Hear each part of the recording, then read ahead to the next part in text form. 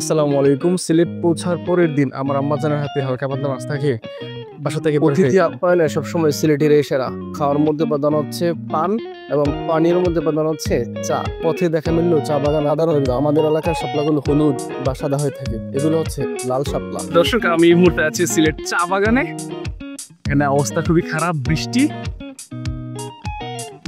চলতে চলতে আমরা চলে আসলাম হযরত শাহজালাল রহমতুল্লাহ এর মাজারের সামনে। এখানেও সেই বেরসিক বৃষ্টি। আমার বারবার মনে হচ্ছিল সিলেটকে চায়ের দেশ না বলে বৃষ্টির দেশ বলা যায় কিনা। এগুলো হলো জালালি কবুতর। দেশের যত লাল শাহ আর হলুদ শাহ, যত ভণ্ড আছে সব ওইখানে দেখা যায়। মানুষ যে কতটা ধর্মান্ধ আর অজ্ঞতা নিয়ে বসবাস করে সেটা আপনি সিলেটে না গেলে টেরই পাবেন না। এক পাশে মানুষ অজু করতেছে, আরেক পাশে সেখান থেকে পানি নিয়ে কিছু কিছু মানুষ খাচ্ছে। একটু পর চলে আসলো সে কাঙ্ক্ষিত বিরিয়ানি। এখানেও রয়েছে ভন্ডের কারসাজি। প্রতিটা ধাপে ধাপে রয়েছে ব্যবসা আর ব্যবসা।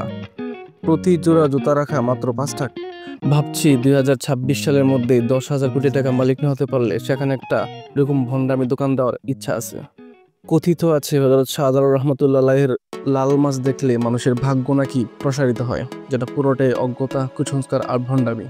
আমরা জুতার জন্য 1 টাকাও দেই নাই। একজন চলে গিয়েছে তো আরেকজন পাহারা দিয়েছি, আরেকজন চলে গেছে আরেকজন পাহারা দিয়েছি।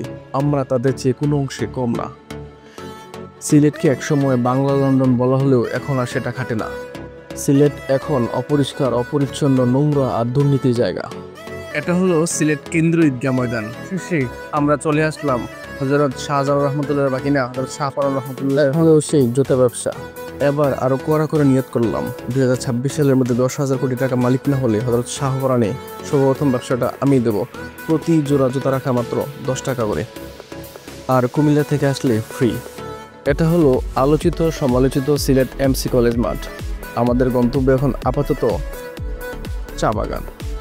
ইংরেজরাই দেশের মানুষকে 2টা ইংরেজি শব্দ শিখিয়েছে, একটা হচ্ছে সরি আর একটা হচ্ছে থ্যাংক ইউ। সাথে আরেকটা পানীয় শিখিয়ে গেছে, সেটা হচ্ছে চা। আমি এখন আনন্দ সুন্দর সেই চা বাগানে। আসসালামু আলাইকুম প্রিয় দর্শক, আমি আছি সিলেটের গোয়াবাড়ি চা বাগানে।